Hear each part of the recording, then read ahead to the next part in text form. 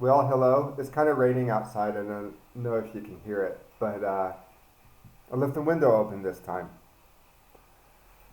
There's not a lot of cars because it's in the middle of the night.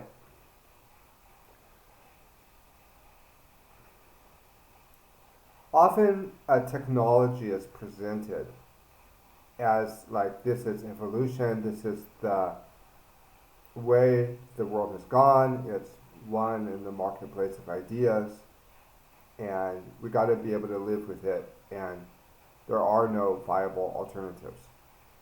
And nowhere is this more clear than in the so-called green revolution, which I guess that refers to the time in the 1970s with the rise of agro-business, big agro-business, and um, modern fertilizer methods, um, big machinery that can, and I mean, I talk to biotechnology students, and one of the things they always tell me is, well, it's important to be able to feed 10 billion people.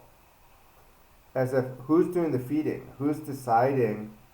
Okay, we in academia that we study biotechnology, but we're deciding that we have to feed 10 billion people. It's an elitist mindset. But um, I was watching a podcast recently where the host said that our attention is in the wrong space because if they can develop a sound wave that goes out uh, that can pacify crowds or enrage crowds, then that means they can also have a sound wave that can make crops grow faster. And he said, well, we have the technology. The problem isn't with the technology. The problem is our attention is in the wrong place. And it made me think of reports that I've heard from different journalists over the years where they take like some variation of a Tesla device or something they figured out with electromagnetism and they take it out and put it in a field and you see just abundant growth and regeneration. Um, I've even seen YouTube demonstrations where they got this I don't know, like Tesla coil and magnets or whatever they figured out, and they take it out and to their garden and just watch superabundance happen. And this gets into the area of free energy and how there can be decentralized energy that's pulled out of the vacuum. I really believe that. Um, so there are solutions to all the environmental problems, but the issue is the lack of political will. And the technologies that we're faced with, um, like genetically modified organisms, modern industrial methods of farming, we were told there's no alternative. And now we're starting to see more than ever the pitfalls of globalization catching up with the world, with the straits being closed and the shipping wars. It means that, well, let's say that next year the world faces severe shortages, breaks in supply chains, and generally conditions of famine, higher prices. That could be an opportunity to go back and form decentralized governments and decentralized structures and institutions that are more subsistive and really sustainable, not what's called sustainable development by the people at the United Nations. They advocate for Agenda 21 or Agenda 2030 because that's all about deindustrialization and anti-growth.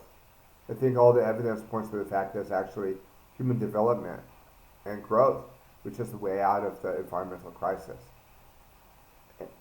But the United States has dragged the world into this system to peg it to globalization, dragged it in kicking and screaming.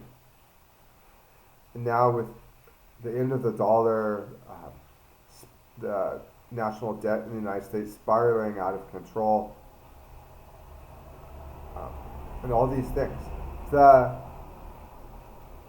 fields for farmers around the world now, those fields cannot grow food without this petroleum-based fertilizer because the soil has been so debased of all vitamins and minerals.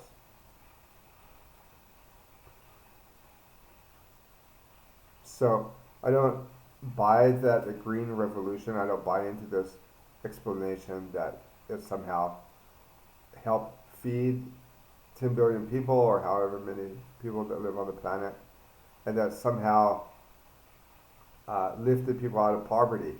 It's been accompanied by a process of, throughout the world, especially in the developing world, people moving from the country to the city as big agricultural business has taken over. Um, so globalization, it's made a middle class around the world, but um, it's also increased the poverty for the peasantry around the world. Um, so the Green Revolution is, and they don't play by the rules because the so-called Green Revolution in agriculture has led to this situation where there's monoculture instead of biodiversity, and it's led to the rise of Monsanto. And Monsanto doesn't play by the rules. They have teams of ex-intelligence agency working for them, and they had hit squads, and it, they don't they don't play by the rules. They cheat in the elections if there's initiatives on the ballot dealing with their herbicides or dealing with labeling. And it's very clear that American consumers would not buy food if it was labeled has genetically modified organisms. But if it's not labeled, then it's out of sight, out of mind. There's been a lot of research that actually been done on this, and it's been confirmed by the industry. But yeah, I'm just reflecting how over the years I have seen these devices demonstrated that bring abundance to agriculture, and where you don't need to have fertilizer, and you see these. It's kind of like in that movie Flubber, played by Fred McMurray, and then there's a second one called The Son of Flubber, where they brought into the courtroom all these huge vegetables that had been growing under the influence of his electromagnetic devices. But I've actually seen demonstrations of how that has been done around the world with frequencies. Art Bell talked about how he was setting up some radio broadcasting devices on his roof, and all of a sudden he did change the configurations, and all this electricity and energy started coming out from the vacuum. So there are ways, even like looking at China with using existing technology like solar panels and electric vehicles,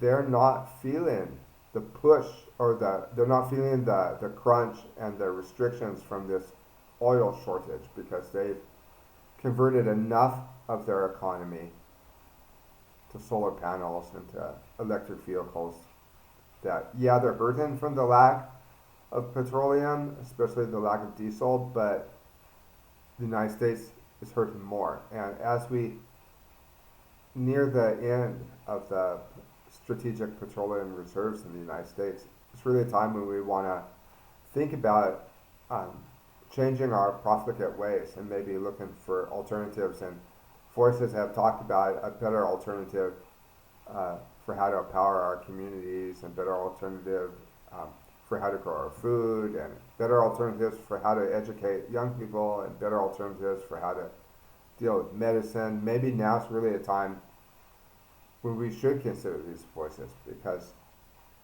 we've run up against a dead end and we realize what we've been doing as a society collectively hasn't been working. We need new ideas. We need new ideas also in the political sphere that can use imagination and not be stuck and find a way out